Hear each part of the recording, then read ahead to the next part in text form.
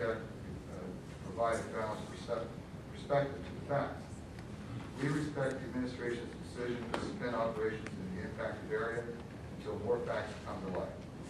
Our industry is committed to ensuring that this matter is resolved in a proper manner with facts and not hyperbole, informing any decisions that will be made in the future. Concludes my comments. Not factual. Thank you, Mr. Stewart. I appreciate your testimony. We'll have questions from the panel. Ma'am, we have questions for the panel. Representative O'Brien. Thank you, Mr. Chairman. Thank you for your testimony. I have a question for, in Ohio right now, we have, it's my understanding, 177 injection wells operating today as we speak. Is that correct? My last count was 181, but you've probably seen it on the site. And the concern is, we have a well, you know, in Ohio, we have earthquakes. We only have about 4 or 5 a year, is my understanding. Since this well in Youngstown was brought online within a year, we have over 11 earthquakes, one being at a 4.0 on the Richter scale. With 11 earthquakes happening within a year, within the epicenter being close to that well, is there something that this well is doing different? Is it deeper than most wells? What is the problem as you see it? Mr. Chairman, Representative O'Brien, Dave Hill is with me. He is an operator of several UIC wells across the state of Ohio. I'll jump in anytime to answer this kind of technical question. Anytime you wish. The answer to your question is that this well was drilled down to the base of the rock. It's a good enough further. And find sedimentary rock that is often common to drill down and through the Mount Simon in order to find the best injected zone. You want to add to that? The only other thing Go ahead. Chairman, David Hill. The only thing I would add to that is the Mount Simon sandstone is used quite common in Ohio for injection zones. Also, Class 1 injection wells use the Mount Simon sandstone. But in follow-up, the fact is that this well TD is about 9,200 feet. It is several hundred feet into the basement rock. And could they interact with some kind of minor fault system? I think that's very plausible. Mr. Chairman, thanks. To the witness, is there any seismic drilling or testing done before we stimulate these wells to determine whether or not there's a fault line or if there's any irregularity? I mean, is this systematic to every injection well? We have 177 or 181, whatever the number is, but we're not seeing a problem there. Is this systematic to this one well? Is it the geological formation? And are we testing for that before we begin this process so it doesn't happen again? Chair, I'll let Dave go. Currently, right now, we are not required to run seismic surveys prior to the permitting process.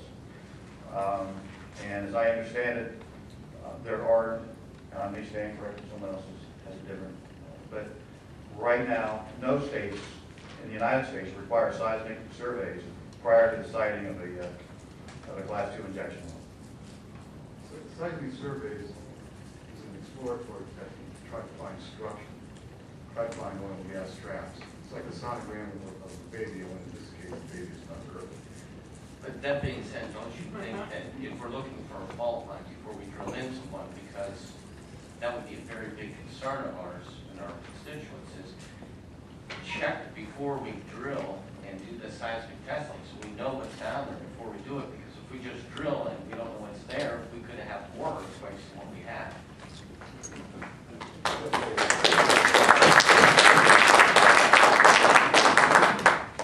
Mr. Chair, Representative O'Brien, I think that's a reasonable path to investigate. Often seismic lines are run across UIC wells. But remember, what a seismic survey does, even 3D surveys, is try to map structure, to try to identify structure to find oil and gas traps. I think that it's very plausible that even if you did a 3D survey across this prospect here in the Ohio, whether you would see this fall, I think it's very big. My understanding of the 3D is it wouldn't show it. What would be more appropriate is to actually drill a test line down